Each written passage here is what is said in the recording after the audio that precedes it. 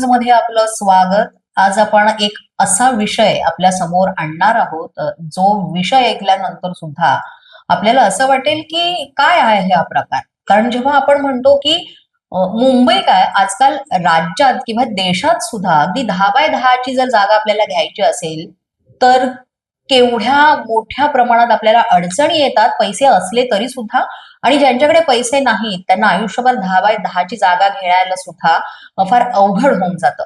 मात्र जेव्हा आपण हेच उलट काही अधिकारी आहेत त्यांच्याबाबत जेव्हा पाहतो ऐकतो तेव्हा आपला विश्वासच बसत नाही. एवढ्या मोठ्या प्रमाणात गैरव्यवहार किंवा हे घोटाळे आपण ऐकत असतो. जे उपजिल्हाधिकारी आहेत आणि सध्या नोंदणी उपनिरीक्षक ठाणे इथे ते कार्यरत आहेत राहुल मुंडके आज आपल्या सोबत आहेत राष्ट्रीय स्वाभिमान संघटनेचे संस्थापक तथा राष्ट्रीय अध्यक्ष मल्लिकार्जुन पुजारी सर. आपण त्यांच्याकडून हा सगळा प्रकार आहे तो जाणून घेणार आहोत. राहुल मुंडके हे पनवेलमध्ये तहसीलदार असताना अलिबाग विरार कॉरिडॉरचा जो विषय होता तिथे त्यांनी शेतकऱ्यांचं जमीन जे शासनाने घेतलंय ते जमिनीचा मोबदला शेतकऱ्यांना न देता त्यांनी सनद ज्यांच्या नावावर त्यांना दिलं होतं. तर तो विषय हायकोर्टात गेला होता आणि तो प्रकरण आहे कोर्ट प्रलंबित असल्यामुळे त्या विषयावर मी जास्त बोलणार नाही. पण तिथले काही शेतकरी अन्यायग्रस्त ज्यांच्यावर अन्याय झाला ते माझ्या संघटनेकडे आले होते, तक्रारी दिल्या. मग तेव्हापासून मला वाटतं जवळजवळ 1 वर्ष झालं. वर्षभरापासून आम्ही त्यांचे सगळे पाठपुरावे गोळा केले, सगळे यांचे कुठे कुठे काय केले या महाशयांनी ते सगळं काढले. मी जळगाव जिल्ह्यातील यावल येथे कार्यरत असताना तहसीलदार म्हणून तिथे त्यांनी जमिनी घेतलेल्या आहेत स्वतःच्या नावाने, त्यांच्या मिसेसच्या नावाने, पत्नीच्या नावाने घेतलेत. आणि तिथे त्यांचा बियर बार सुद्धा होता, त्याचं पण प्रकरण आहे. त्यांच्या मालकीच्या जागेवरती बियर बार होता आणि शेतकरी नसताना शेत घेतलेलं आहे. आज महसूल खात्याचा जो नियम आहे आपल्या महाराष्ट्राचा, जर महाराष्ट्रात शेतकरी नसेल तर तो शेतकरी शेत घेऊ शकत नाही. आज एवढा मोठा फिल्म स्टार अमिताभ बच्चन सुद्धा शेत घेतलं होतं तर ते प्रकरण किती गाजलं होतं तुम्हाला माहित आहे. तर मल्लिकार्जुन पुजारी यांनी काही गंभीर आरोप जे आहेत ते उपजिल्हाधिकारी राहुल मुंडके सर यांच्यावर ते आरोप करण्यात आलेले आहेत. त्यामध्ये त्यांनी प्रकर्षानं शेतकरी नसताना शेतजमीन विकत घेतल्याचा कथित आरोप करण्यात आलेला आहे. तसंच भूदान संदर्भात सुद्धा त्यांनी आरोप केलाय. आणखीनही काही आरोप राहुल मुंडके सरांवर करण्यात आलेले आहेत. आपण त्यांची प्रतिक्रिया घेतली. मात्र जसं आपण त्यांची प्रतिक्रिया घेतली तर त्याला प्रत्युत्तर म्हणून सुद्धा राहुल मुंडके सर यांची भेट घेतली आज आणि त्यांचं काय म्हणणं आहे त्यांच्यावर केलेल्या सगळ्या आरोपांवर. पहिलं त्यांनी जे सांगितलं की कुंडे वहाळ पनवेल तालुक्यातलं जे भूसंपादन झालेलं आहे त्याच्यामध्ये कोर्टाने मला 52 कोटी रुपये भरण्याचे आदेश दिले आहेत. असा गंभीर आरोप त्यांनी माझ्यावर केला आहे. तर त्यांनी मुळात कोर्टाची ऑर्डर वाचलेली नाही. त्या कोर्टामध्ये मी कुठेही पक्षकार नव्हतो आणि मला कुठलेही 52 कोटी रुपये भरण्याचे आदेश कोर्टाने केलेले नाहीत. कोर्टाने जे शेतकऱ्यांना पैसे दिलेले आहेत ज्यांची नावं 7/12 2014 पासून होते त्यांनाच मी पैसे दिलेले आणि त्या बाबतीत जिल्हाधिकारी यांनी सर्क्युलर काढलं होतं रायगडच्या की ज्यांचे नावं 7/12 आहे त्यांनाच पैसे देण्यात यावे आणि त्या पद्धतीने मी ते पैसे दिलेले आहेत. त्या पैशांच्या बदल्यात जमिनीचा ताबा घेतलेला आहे. जमिनीवर आज रोजी MSRDCचं नाव आहे आणि ताबा पण MSRDC कडे आहे. त्याच्यामुळे याच्यात कुठल्याही शासनाच्या पैशांचा लॉस झालेला नाही आणि आजही ती जमीन यांच्या नावावर आहे. मग हा अधिकारी असताना तुम्ही त्या पदाचा गैरवापर करून तुम्ही तहसीलदार आहात, खालच्या अधिकाऱ्यांवरती दबाव टाकून तुम्ही काही गोष्टी करून घेतलेत. तिथे तुम्ही हजर नसताना पण तुमच्या नावावर प्रॉपर्टी झालेली आहेत. एक विषय तो आहे. आणि दुसरा बुधांचा जो जमीन आहे, बुधांचा जमीन आपण कोणालाही शासन परस्पर देऊ शकत नाही. त्यांचेच घरचे कोण असेल त्यांना ती जमीन देता येते. तर ते बुधांचं जमीन ह्यांनी आदेश देऊन आणि स्वतः तिथे नसताना, त्या डिपार्टमेंटमध्ये नसताना तिथल्या संबंधित अधिकाऱ्यांना फोन करून त्यांच्यावर दबाव आणून ते बुधांचं जमीन नावावर करायचा आदेश दिलेला आहे. जमिनीला विक्रीची परवानगी दिली आणि ती कोणातरी माणसाच्या नावावर केली. तर ती जी नोंद आपण जर पाहिली तर सदरची नोंद ही 1959 सालची आहे. 1959 साली महाराष्ट्र राज्य अस्तित्वात नव्हतं. आणि भूदान कायदाही अस्तित्वात नव्हता. जो कायदा अस्तित्वात होता तो मध्य प्रदेश भूदान कायदा होता. तो 1953चा कायदा आहे आणि तेव्हा विदर्भ रिजन हे मध्य प्रदेशमध्ये होतं आणि फक्त विदर्भ रिजनला हा कायदा लागू होता. हा यावल तालुका जळगाव जिल्ह्यात आहे, विदर्भात नाही आणि म्हणून त्याला हा कायदा लागू नाही.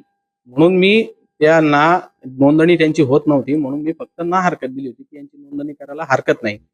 आणि ती मूळ नोंद जर पाहिली तर त्या एका नोंदीमध्ये ज्या शेतकऱ्यांच्या मालकीची जमीन होती त्यांनी ती जमीन 2 विभागून एक ज्याला मी परवानगी दिली तायडे यांना ती वाटणीने दिली आणि दानपत्र दुसऱ्या जमिनीचं केलंय. म्हणजे ही जमीन भूदानची नाहीच आहे असं आपण म्हणू शकतो. परंतु यावर आता शासनाने चौकशीचा अहवाल मान्य विभागीय आयुक्तांकडून मागवलेला आहे. तर ते चौकशीचा अहवाल आल्यावरच आपल्याला त्याच्यात बोलता येईल. त्याच पद्धतीने यावलचं जे त्यांनी सांगितले की शेतकरी नसताना मी जमीन घेतली, तर ते प्रकरण सुद्धा तिथले जे पत्रकार होते सुरेश पाटील त्यांनी तक्रार केली होती. त्याच्यावर तिथं चौकशी झालेली आहे. लोकायुक्तांकडे पण कलेक्टरने अहवाल पाठवला आहे आणि हे प्रकरण निकाली काढायला लावलेलं आहे. तिथल्या तहसीलदारांनी प्रकरण निकाली काढलं आहे, प्रांतांनी काढलेलं आहे आणि ते पत्रकार जे आहेत यावलचे ते आता MRT म्हणजे महाराष्ट्र रेव्हेन्यू ट्रिब्युनल औरंगाबाद इथं ते गेलेले आहेत आणि तिथं त्याची सुनावणी सुरू आहे. त्याच्यामुळे हे प्रकरण पण न्यायप्रविष्ट असल्यामुळे त्याच्यावर आपण आता काही जास्त बोलू शकत नाही किंवा त्यांच्याकडे जर काही पुरावे असतील, तिथला निकाल झाला असेल तर त्यांनी तो द्यावा. यांचे भरपूर पुरावे माझ्याकडे आहेत. 1 वर्षभर झालं यांचा आम्ही पाठपुरावा करतो. तर गेल्या महिन्याच्या 14 तारखेला सन्माननीय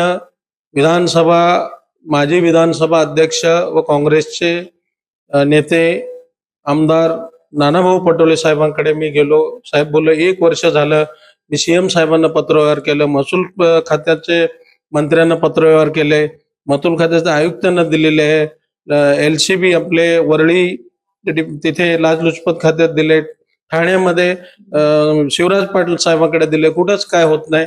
म्हणून मी साहेब तुमच्याकडे आले. हा असा भ्रष्ट अधिकारी आहे, याच्यात भरपूर लोकांवर यांनी अन्याय केलेला आहे. याचा आम्ही जे पाठपुरावा करतो या पाठपुराव्याला तुम्ही मदत करा असं मी साहेबाकडे गेलो. तर नाना पटोले साहेबांनी गेल्या महिन्याच्या जुलैच्या 14 तारखेला मिटिंग लावली.